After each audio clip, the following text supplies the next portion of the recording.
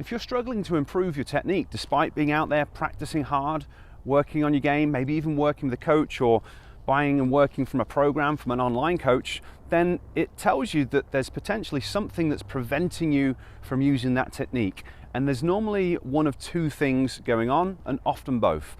The first one is potentially there's an issue with your visual processing, your ability to accurately read and predict where the ball's going, your ability to track the ball onto your strings, because everything you do on court is based on how well you see. So that can be a big part of the problem. But the second part of the problem can be your level of coordination.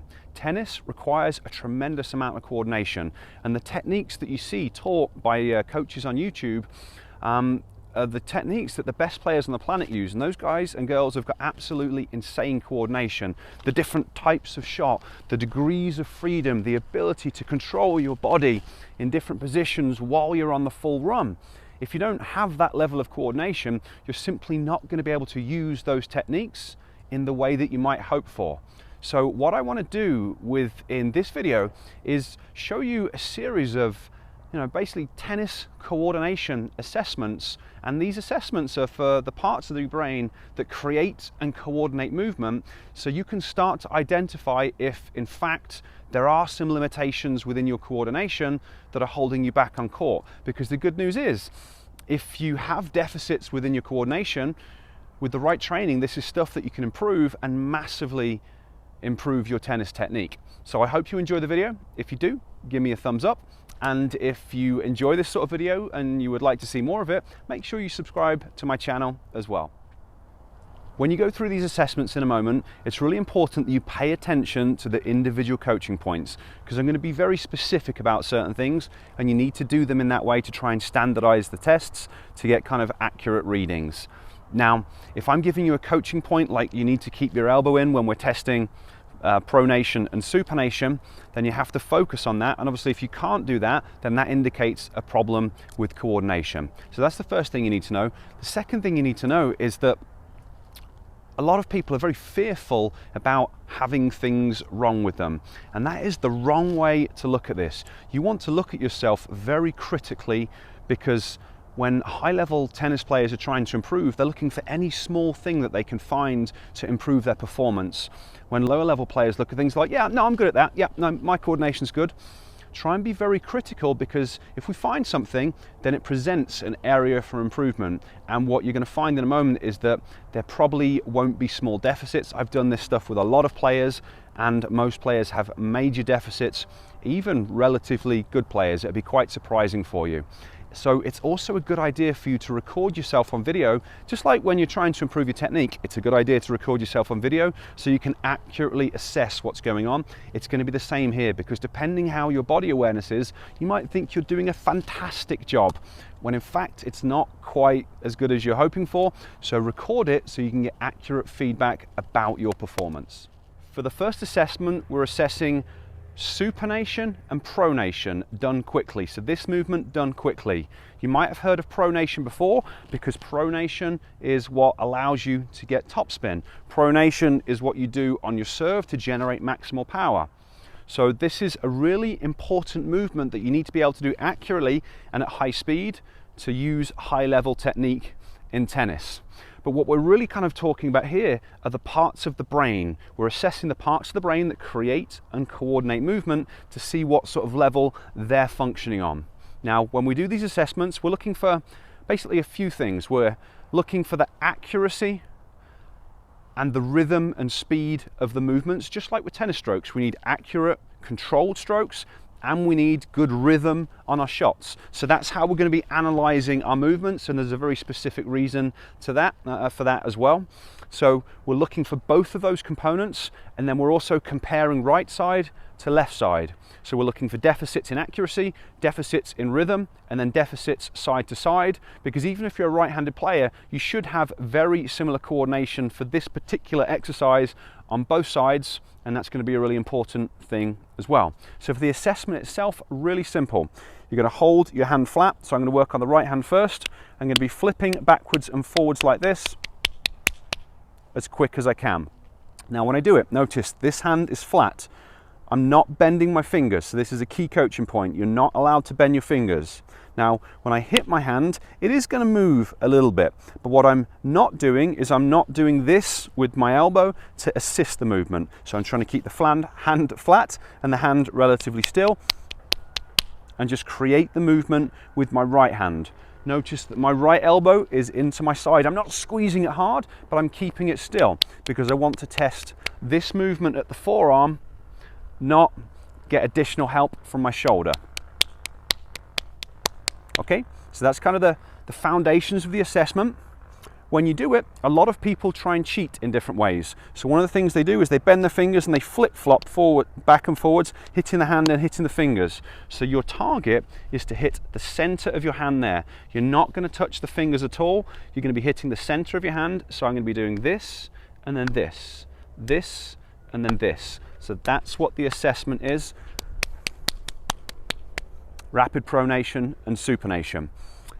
You're going to do the right side and then you're going to do the left side. So you do about 5 seconds on the right.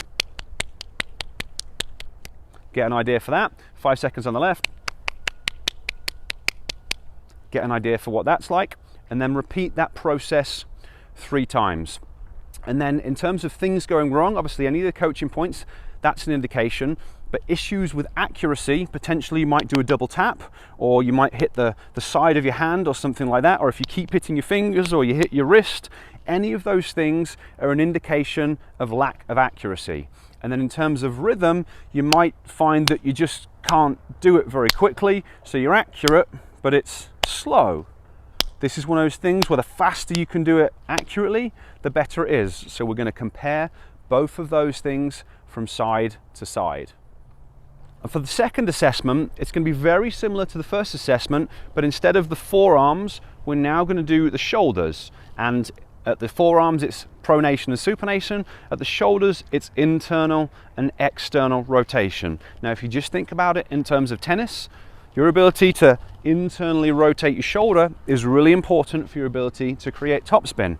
It's also part of long axis rotation on the serve, so along with pronation, it's internal shoulder rotation that contributes to maximum serve power. So if we just think tennis, the ability to do this movement at your shoulder with accuracy and speed is really important. But again, what we're actually looking at is the function of the brain areas that control this stuff as kind of a standardized assessment, because if this area isn't functioning at a sufficiently high level, it's basically going to max out the level of technique that you can use. The more coordination you've got, the better you're going to be at tennis. Again, we're going to compare right side to left side. We're looking for accuracy, we're looking for rhythm, and we're looking for differences between the two. So I'm going to have my fingers and thumb touching my hand, so not fingers spread. I'm going to have my elbow locked, and I'm going to rotate from my shoulder. So we should see the bicep twisting. This is the bicep. We should see that twisting. And we're just going to go backwards and forwards as we can, backwards and forwards as quickly as we can, trying to twist all the way over and all the way over. Same thing, about 5 seconds, switch over, do the other side. Bicep should be twisting, whole shoulder should be twisting, and we're seeing how accurately and how quickly we can do that movement. Now, in terms of things going wrong here, one of the things that will happen is the shoulder won't move, so people will just be using the hand to cheat because they can't internally rotate or externally rotate at the shoulder. Potentially people's shoulder might be lifting up and down, or their shoulder blade might be lifting up and down. That's not what we want. But one of the most common things that you'll often see is the hand will kind of start to flip-flop. Instead of it being in a nice straight line and having a nice clean internal and external rotation, the hand will be flippering side to side. So when you record yourself, you'll be able to see that back fairly easily. So similar assessment to a moment ago, but slightly different because it's a different part of the body. So we're assessing different parts of the brain, but look for accuracy, look for look for the accuracy, look for the rhythm, compare them side to side, and obviously try and stick to those key coaching points. If your spine is moving everywhere and your head is moving and things like that, that's going to be an indication of a coordination deficit as well. Now we're going to move down to the lower body, and we're going to start with the feet. So for the feet, we're going to be working on foot tapping. Really simple, and again, we're going to be comparing and looking for the same thing. So what is it like right side compared to left side? And we're comparing the accuracy and the speed of the movement. So in terms of the drill, I'm just going to place my foot forwards. All my weight is on the left leg, and I'm just going to be tapping the right leg as quickly as I can. So tapping the foot as quickly as I can. I'm going to test that on the right leg, and I'm going to test that on the left leg. So if I show you from the side, I'm just standing like that. I'm placing my foot forwards and just tapping my foot as quickly as I can, tapping my foot as quickly as I can. 5 seconds, repeat 2 to 3 times. And what we'll be looking for here is how quickly can you tap? How accurately can you tap? In terms of speed, it'll often be very noticeable that it'll either be really slow or you'll be able to do it quickly and then suddenly it'll go do, do, do, and then it'll go quickly again. So that'll be an indication of rhythm. You might also find that your shin gets really, really tired when you do this on one of the sides. So that's going to be an indication of a deficit on that side. But compare them side to side. Obviously, the faster and more accurately you can move and control your feet, it's going to be a really key feature for your footwork. But once again, we're assessing parts of the brain to give us an overall idea of what you might need to improve long term to become a better player. Now we're going to move on to our hips, and obviously hips are a very crucial part of every single stroke. We're going to be assessing internal and external rotation of the hip, how accurately and how rhythmically you can do it and how quick you can do it. And again, if you just think in pure tennis, when you drive on your forehand, you're driving using internal and external rotation to open up onto your forehand. So as I externally rotate with my right leg, I'm internally rotating with my left leg, and it's going to be vice versa on the backhand. So the ability to do this at speed and have coordination between the sides is absolutely critical in terms of timing and basically every stroke that you're going to hit. But once again, we're actually assessing and trying to standardize brain areas to kind of think about things from a long-term perspective. The assessment itself, really simple. You're going to hold on this one. I don't want to turn this into a balance assessment. This is just coordination. So we're just looking at internal and external rotation.